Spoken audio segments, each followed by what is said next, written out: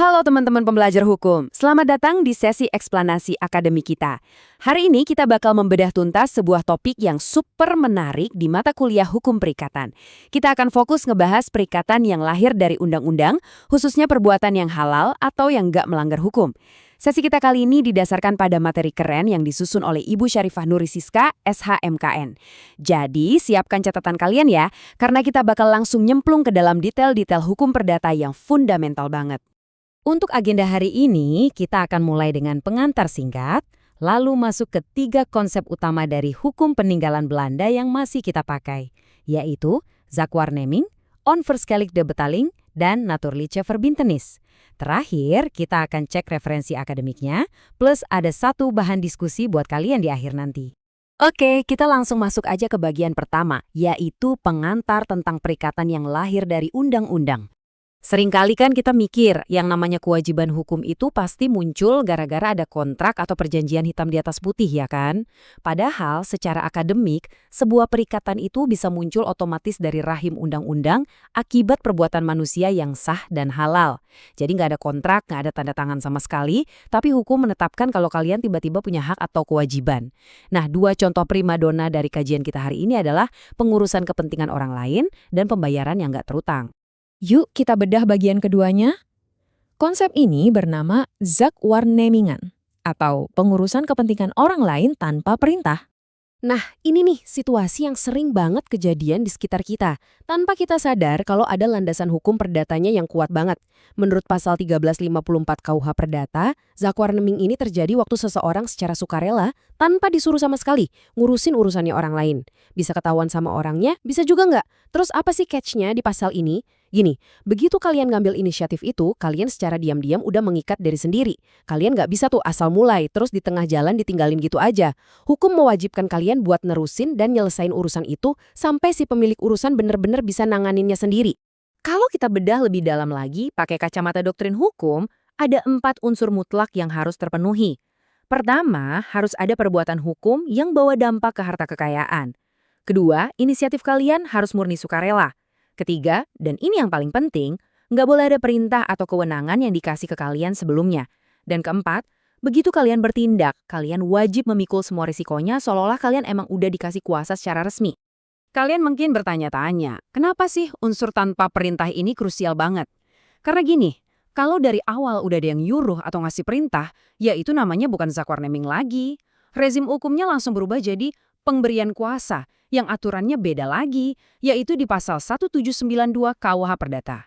Jadi, batas pemisahnya itu kelihatan tegas banget ya, antara inisiatif yang benar-benar bebas dengan mandat yang dikasih secara eksplisit. Lanjut ke bagian ketiga. Sekarang kita bahas yang namanya onverschildigde betaling, atau gampangnya pembayaran tak terutang. Intinya sih, konsep ini tuh ngebahas soal keharusan ngembaliin sesuatu yang emang bukan hak kita.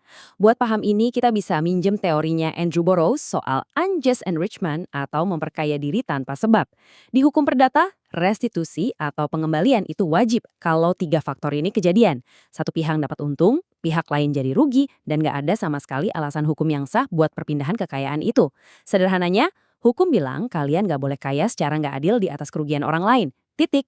Biar lebih kebayang di dunia nyata, coba kita lihat angka ini. Anggaplah kalian punya utang 10 juta rupiah.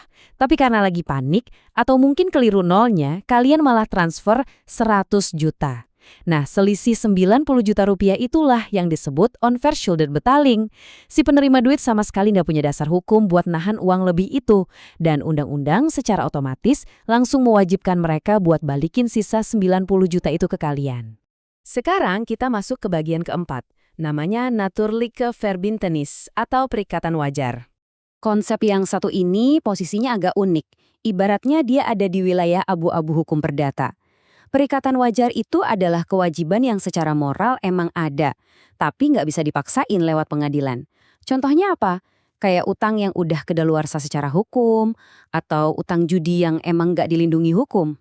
Tapi coba perhatikan pasal 1359 ayat 2 KUH Perdata ini.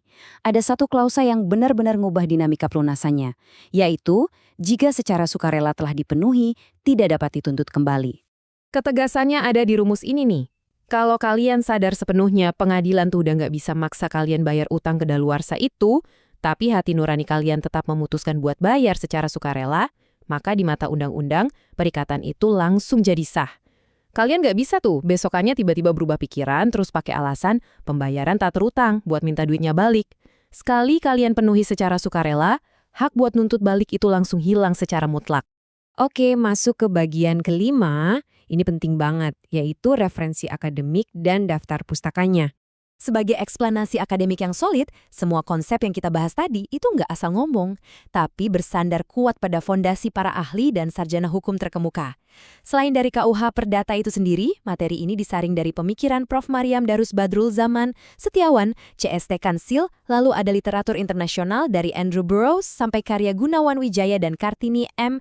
Merekalah tulang punggung akademik dari analisis kita di sesi ini.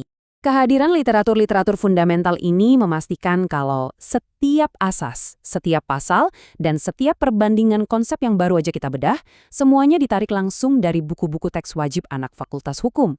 Ini buat jaminan ke kalian, supaya pemahaman yang kalian dapat di sini selalu inline dengan standar pendidikan hukum yang paling tinggi. Dan sampailah kita di bagian terakhir, bagian ke-6, evaluasi dan diskusi. Sebelum saya kasih pertanyaan pamungkas, saya mau menegaskan kalau eksplanasi ini dirancang bukan cuma untuk konsumsi ruang kelas yang tertutup. Ini adalah sumber daya pendidikan universal. Jadi, buat kalian para mahasiswa hukum yang lagi persiapan ujian atau para pembelajar hukum online di seluruh pelosok Indonesia, jadikan materi ini sebagai referensi andalan kalian buat memahami seluk-beluk perikatan yang lahir dari undang-undang. Nah, sebagai penutup, mari kita uji daya analisis kalian dengan ngegabungin dua konsep besar tadi. Bayangin gini, kalau sebuah perikatan wajar alias naturliche Verbintenis itu dibayar bukan karena ikhlas atau sukarela, melainkan murni karena orangnya keliru, dia ngira itu utang formal yang bisa ditagih paksa, pertanyaannya, apakah hukum perdata bakal ngasih jalan buat narik uang itu lagi lewat teori on first shoulder gebetaling? Coba kalian renungkan pertanyaan berbobot ini. Boleh banget didiskusikan bareng teman-teman atau dibahas di kelas kalian selanjutnya. Teruslah semangat belajar, tetap fokus, dan sampai jumpa di sesi eksplanasi hukum kita yang berikutnya.